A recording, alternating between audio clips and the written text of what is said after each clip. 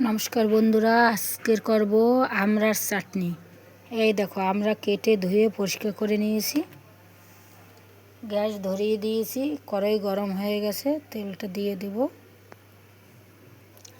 শুকনো লঙ্কা ফোড়ন, এবার দিয়ে দেবো পাঁচ ফোড়ন, আমড়াটা দিয়ে দেবো লবণ, এবারে দিয়ে দেবো নারকেল কুড়িয়ে বেটে নিয়েছি, নারকেলটা দিয়ে দেবো।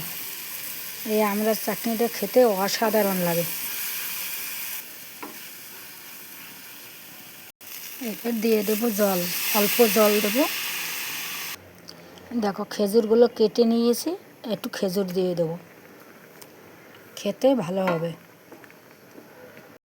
এবার দিয়ে দেব পরিমাণ মতো মিষ্টি। এটা গাছের আমড়া আমাদের, তাই মিষ্টি আছে আমড়াটা, তাই অল্প চিনি দেব।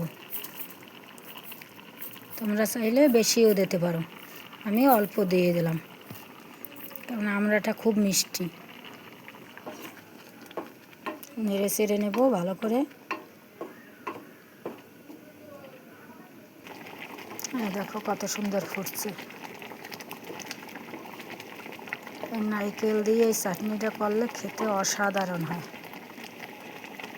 স্টপ করে দিয়েছি। এই দেখো, আমড়ার চাটনি পুরো রেডি। কত সুন্দর হয়েছে, খেতেও অসাধারণ হবে।